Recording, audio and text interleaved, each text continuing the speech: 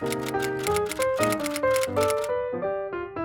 guys, welcome back to my channel. Today I'm going to be filming the mid-year book tag. We are already halfway through the year somehow. I'll give you a few stats quickly of my mid-year reading and then we'll get into the questions. So this year I have read 36 books, 16,000 pages. My main genres have been romance and fantasy, obviously. My most read authors have been Holly Black, Jessa Hastings and Penn Cole. And my average rating for the year so far is 3.78, which is quite low for me. I feel like I'm quite a generous rater, but I feel like I've gotten harsher. I screenshotted these questions from Sarah Caroli's video. If any of you guys watch her, I'm sure you do. She recently did the mid-year book tag and I've just stolen her questions. The first question is, I feel like a very easy question because I think I've only had one 6-star book this year. If you don't know, like, I'm sorry, I do 6-star books because 5-star is not enough for some books. I know you can say like you should just give them a 5-star then, and then everything else surely is below a 5-star. Like some books are a 5-star, like you can't deny it, they're a 5-star, but some books, they're just that bit above.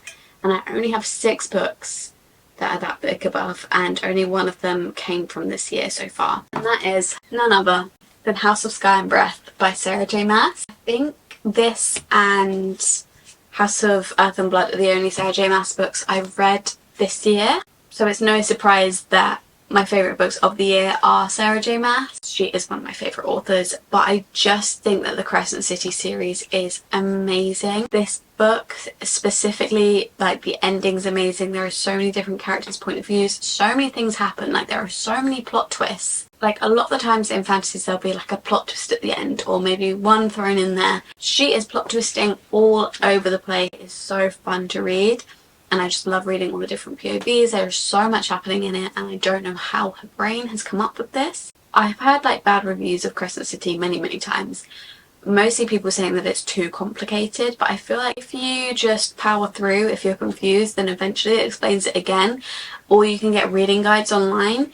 And I personally don't find it too complicated, but maybe not as your first fantasy series, but I think if you've read ACOTAR and you've read Throne of Glass, I think you'll be alright, to be fair. It doesn't follow on from any of those, you can read it on its own, but just like, probably I wouldn't have this as your first ever fantasy series, then it might be a bit much, but I think once you've read a few fantasies, you do kind of realise that if you are confused, you just keep reading. This one we follow Bryce. A lot of bad reviews for Crescent City is because they don't like Bryce, and I don't really know why. She's a very different main character to our other Sarah J Maas main characters. It starts off and she literally like does drugs and she parties and everything and is always out, which is very different to our other main characters from Sarah J Maas.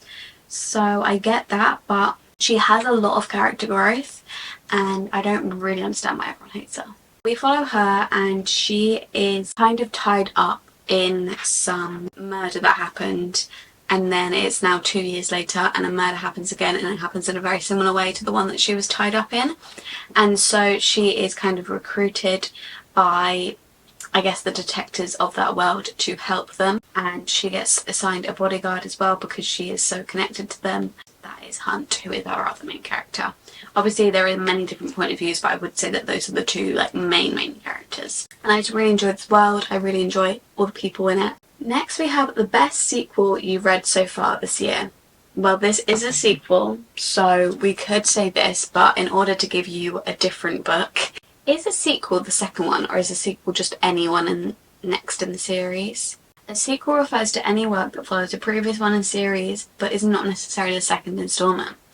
Okay, so if I had to choose my next favourite follow-on book of the year, that would be no other than Onyx Storm by Rebecca Yarros. Stop.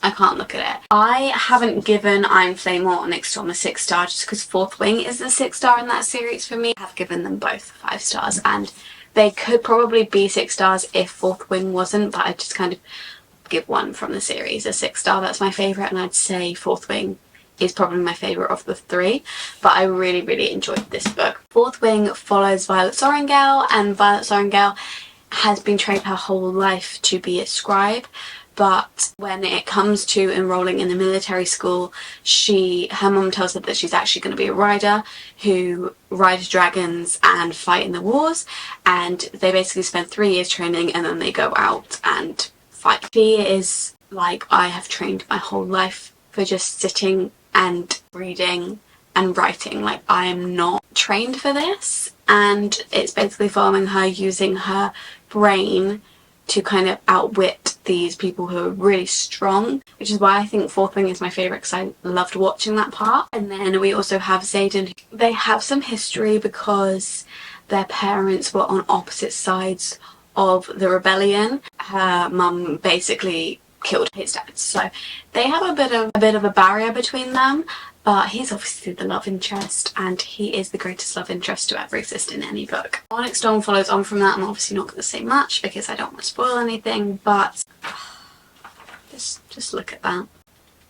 Sorry, I started reading it. There are loads of little side quests in this book which I thought were really fun, and I just love the romance, and I think this one was the most romance heavy. And yeah, we just have a lot of characters. There's a bit of a found family in here. Not much I can say without spoiling anything, but I just think that it is a very beautiful book. I appreciate when authors take a break and really think about a book, especially like in such an in-depth series, but I am desperate. New release you haven't read yet but want to. I've got a few. I've got Atmosphere up here, which is by Taylor Jenkins Reid. I don't like to really read into books before I read them. Astrophysics professor begins training to be an astronaut. I mean, I don't know, I just love Taylor Jenkins Reid so much, and anything she writes I will probably love. She's now finished her celebrity series, which is so sad to me because I loved that series. That's definitely like where my favourite books of hers come from, but I'm hoping this one will be just as good. I've seen amazing reviews for it, so I'm sure it will be. But yeah, I picked this one up the other day and I'm very excited to read it. I also picked this one up yesterday, which I did not need to buy any more books, but I was in a little small bookstore and I do love buying from small bookstores, so if there is something from a small bookstore, I will probably buy it because I also feel less guilty. I'm supporting small bookstores. So this one is Frederick Bachman, My Friends. I love Frederick Bachman. I never know whether it's Frederick Bachman, I don't know. I absolutely love his books. I've read Bear Town, I've read Anxious People. I picked up this one, which was in the bookshop, and this is his new release called My Friends. I believe this painting is a painting of like 3 boys who are friends, and then this girl ends up having this painting and it kind of tells the story of that painting. I don't know, but he could write anything and I'd enjoy it. So it's also signed, which I thought from a small bookstore was crazy. Next we have most anticipated release for the second half of the year. I feel like a lot of releases came out in the first half of the year in April. I don't know for the rest of the year. I'm probably missing like one massive one. I think the last Fearless novella comes out, which is called Fearful. I'm very excited for that, to see how it completely ends the trilogy. 2nd of September according to Goodreads. There's 200 and something pages. That's not too short for a novella. No, I feel like everything that I was anticipating has already come out. We have Not Quite Dead Yet by Holly Jackson, which it says on here is coming out on the 17th of July, which I'm very excited about. It's not really too late in the year, but I guess it's still the second half of the year. I don't know if it's YA. I think the one that she came out with recently was that adult, the reappearance of Rachel Price. Or was that still young adult? But that one wasn't my favourite. I love A Good Girl's Guide to Murder, like literally the last Good Girl's Guide to Murder book, or maybe the first one. It was a 6-star book to me, and I really enjoyed Five Survive, but the reappearance of Rachel Price I didn't enjoy so much, but I am really excited to read that one. I'm probably missing like such an obvious but biggest surprise. I don't want to like bore your ears off about Crescent City or anything, but like I can't really think of another one that is a bigger surprise than me enjoying Crescent City. Not only enjoying Crescent City, but it being like my favourite Sarah J Maas series. Love Sarah J Maas, and I love ACOTAR, I love Friend of God, but unfortunately none of them hold a candle to Crescent City. Now this is my new favourite fantasy series. Like, can't get better, and that was such a surprise. I was fully expecting to not like this book. I've heard so many bad reviews. I've heard so many people be like, don't waste your time, don't even read it. And it's so big that I was like, I'm just probably going to hate it anyway, because I'm going to be like, why did it need to be that big? I did not think that once. As I said, did I say? I can't remember, because I filmed another video where I mentioned Crescent City. I can't remember if I said it in this video, but it blends together like so many different genres. There's like a murder mystery, there's a romance, it's obviously fantasy, and it's like so many different characters' point of views. Honestly, I don't think it could be long enough. I have had so much fun reading this series. I can't wait to read the third one. Favourite author, debut, or new to you? It's going to be hard because I can't use Crescent City. See, I'm very much stuck in my ways. I just read like my favourite authors again and again. Like, I've read a lot of new authors' books this year, but I don't know how many of them have like really stood out to me. I've got no 5 stars from new authors this year. Just because everyone keeps coming out with books, so I'm just reading like my favourite authors' new books all the time. I'd say probably Pen Cole. I think I'd go with Pen Cole, who writes the Spark of the Everflame series. I have really been enjoying this series. It's not my absolute favourite. I see a lot of it compared to like You're Going to Be Obsessed with, as obsessed with this as you were with Fourth Wing and ACOTAR, but it's definitely nowhere near that obsession. It's really good. I've given up all the books above a 4. I just don't feel as connected to it as those books. I just feel like those books have something in it, and I don't know what it is, but it makes me like literally like feel like I'm in that book and I know these characters, and I don't really feel like that in Spark of the Everflame, but it is so good. And I really love our female main character. I love our male main character too, but I feel like I could love him more. I also feel like the last book kind of put me off the series a little bit. There's more coming out, but right now it's the latest one that's been out, and it is about 1,000 pages, and I just think that it just didn't need to be, and it kind of put me off the book series a little bit because I just thought this is not as good as the other books. I'm kind of scared if the books keep getting longer, because that is the trend at the minute. The books keep getting like longer and longer, and I don't think we need to be at 1,000 pages. I really don't think that there is that much to say, and I did find myself getting a little bit bored at some parts of that book. But other than that, I think Pen Cole is my favourite author that I've discovered this year, and I think that that is the best fantasy series that I've discovered this year, apart from Crescent City. I don't find myself thinking about it every day, which I'm not gonna lie, I do think about like ACOTAR, Throne of Glass, Crescent City, Fourth Wing like every day, but like I still loved it. I'm just like prefacing that because I feel like everyone says that it will, so I'm just like saying maybe don't have your expectations that high. If you do want a new fantasy series to obsess over, I would read that one. It is really, really good. Then we have newest fictional crush. Obviously Hunt. Like, I'm sorry I keep mentioning Crescent City, but it's just that book. He lets her do her own thing, and I appreciate that. Book that made you cry. Magnolia Park's Into the Dark did. I was listening to the audiobook and I was at work and I had it in, and I was literally just sitting there like trying to pull back in the tears, which doesn't really happen to me. I don't normally have it streaming down my face. Like maybe like there's a handful of books that have made tears like come down onto my face, and normally like that's because I've let it.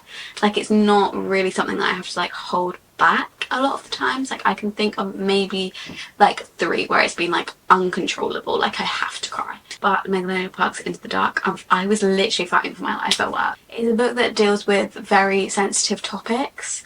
I don't want to say what it is because I don't want to spoil it, but if you do want to know what the sensitive topics is, then obviously just look up trigger warning. You're so in her head, and I feel like the Magnolia Park series, it's so train of thoughts. Like you're literally reading like train of thoughts from these characters, and it seems so real. It seems like you were literally in their heads, that when they then experience something so horrible and they're experiencing those emotions, it's like very hard to not feel those emotions with them. A book that made you happy. No, I'll find another book too, but I'm saying the ending of this book, I don't think I've ever been so happy in my life. It's gonna sound weird, but I really love a book when there is such a plot twist and you feel so betrayed by the author and the character that it like makes me happy. It gives me a serotonin boost. Plot twist gives me such a serotonin boost, it doesn't matter if it's a good thing that's happened or a bad. So I feel like maybe something with like a big, good plot twist. The Wicked King by Holly Black. The ending of this book, I was like, no, surely not. I absolutely love this book. I don't think I've devoured a book more, other than maybe Crescent City, this year. You had to pry this book out of my hands. I would not put this down. One of the best books I've ever read. It's not like necessarily like plate. It's not like an amazingly happy book. I just love when you can't put a book down. Like, that's my favourite feeling. Next we have the most beautiful book you bought this year. I feel like hardbacks are always the most beautiful. Depends, because I've got many different vibes. I'll just show you. I love special editions, if you couldn't tell.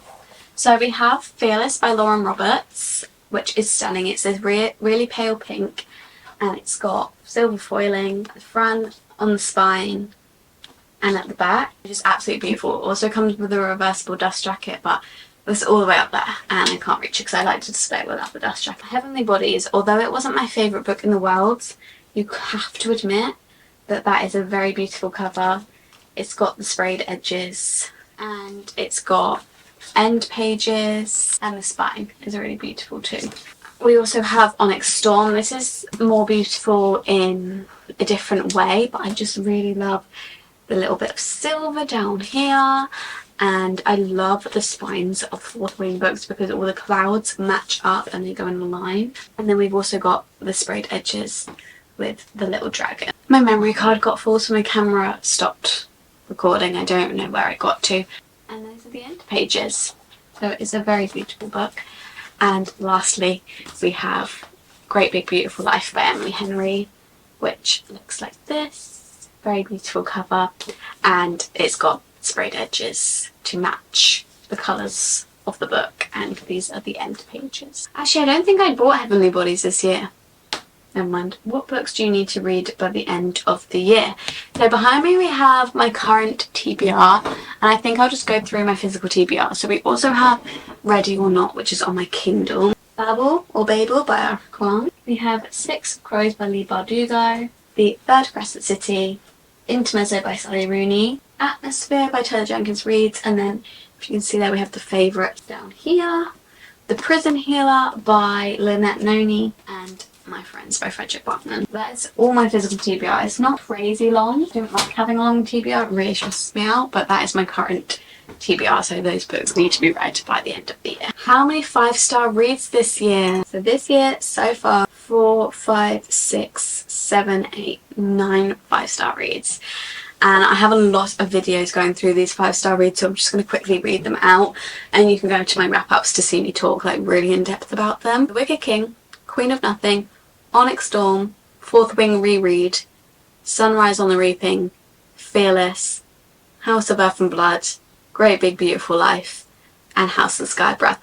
I think 9 books being 5 stars out of 36 books read is pretty good, and people may think that I'm being too nice with my 5 stars and giving away too many 5 stars, but I'm telling you, I just know what I like. And as I said before, all those books are by authors that I've already read books from, so I'm just reading their new books, and obviously I already love them because I'm reading another book by them, so they are going to be 5 stars most likely. What books do you want to reread this year? So me and my friends have a plan when we go on holiday later on this year to reread We Meet on Vacation whilst on holiday, which I'm very, very excited about. Rereading books, I'm like, it's so fun and I love rereading books, but then I'm just thinking like, there's so many books. The book you enjoyed with mixed reviews, I don't want to say Crescent City again, but obviously Crescent City, I don't know if there's any other one. Emily Henry's Great Big Beautiful Life definitely has mixed reviews. I think this is a lot of people's least favourite by Emily Henry. I'd say it's sat in the middle for me. I really enjoyed it. It's not anywhere near Beach Read, but it's still a 5-star from me.